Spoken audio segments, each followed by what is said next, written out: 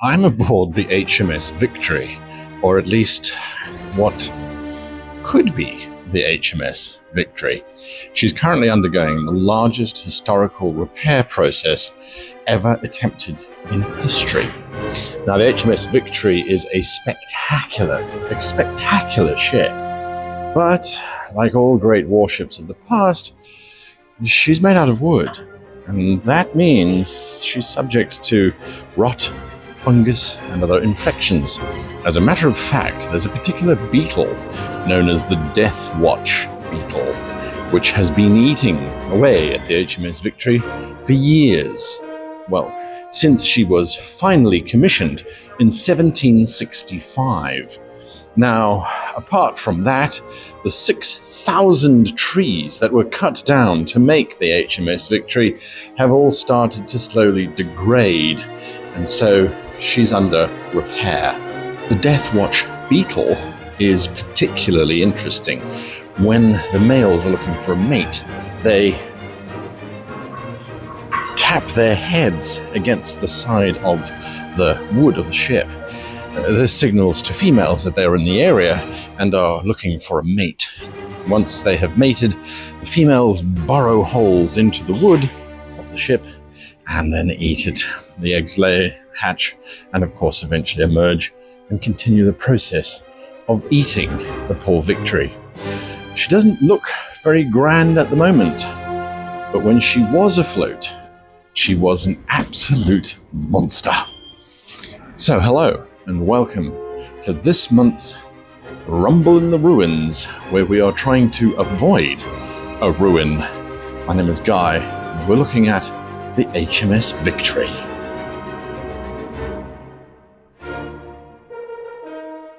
So here are the Victory's very impressive dimensions.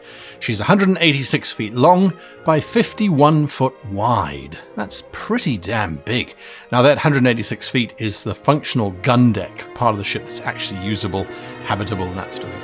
She had a top speed of 10 miles per hour, which was pretty good going actually, and she generally had a complement of 850 men at any given time.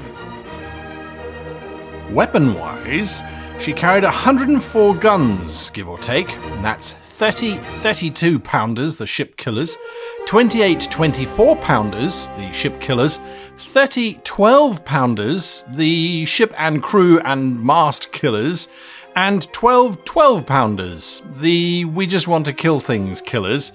And then she carried 2 carronades. The biggest guns that was on the HMS Victory were these.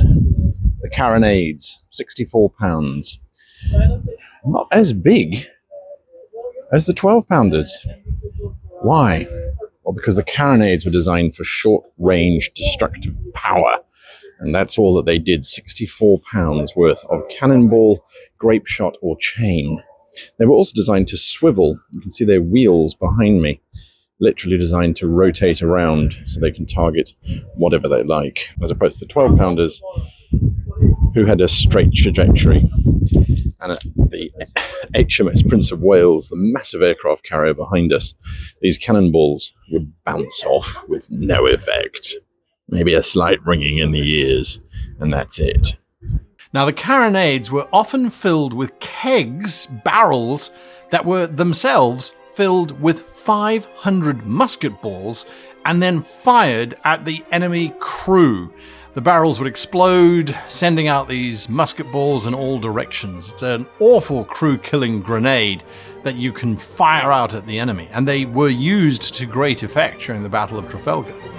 Generally speaking, most of the cannons had a range of around about 300 yards, but that's mainly because of the pitching of the ship and the rolling of the waves. Effectively on land, that range was further, and in practice, on the seas, that range was much, much less. 20, 30, 40 yards, even less than that. That's pretty damn close. I'm in Captain Hardy's rooms. They're very low, and if I stand, I have to stand between the beams.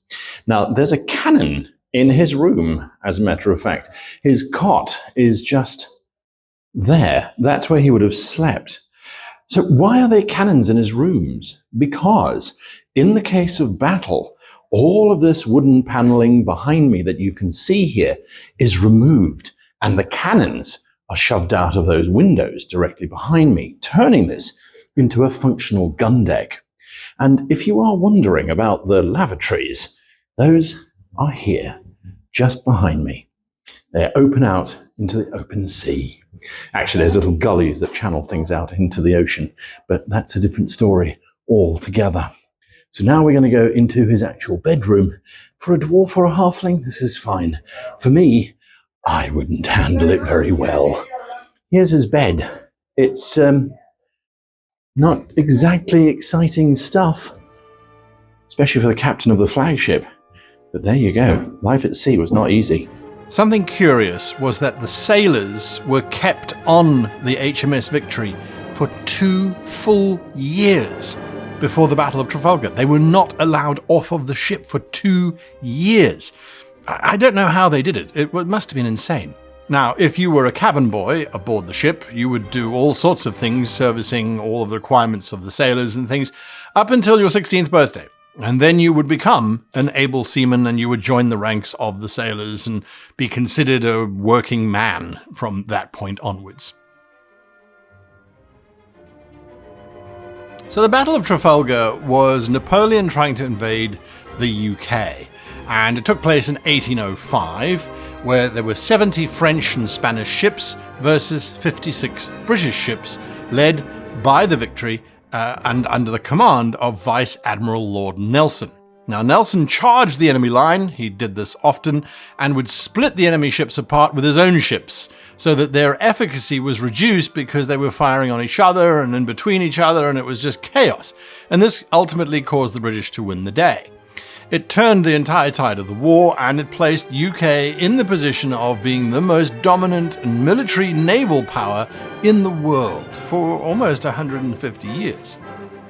Now, the term sucking the monkey, or tapping the admiral as it became called, is because of Nelson.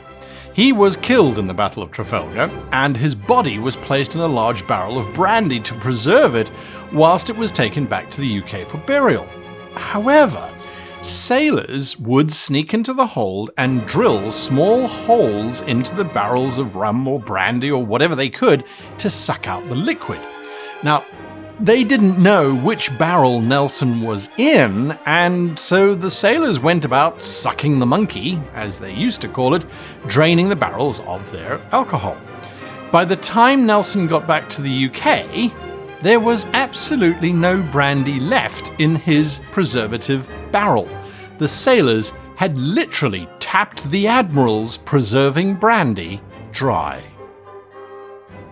This ship is truly remarkable, and I wish I could have spent more time here and had more access to places, but with the construction going on, we'll just have to be patient. Now we get to the joy. We get to building a map of the HMS Victory with all of those amazing guns and things. I'm actually very, very excited. Until next time, I wish to say a massive thank you to all of my patrons who allow these kind of visits to take place, as well as to you for watching this video. And until next week, I wish you and yours the happiest of adventure creation.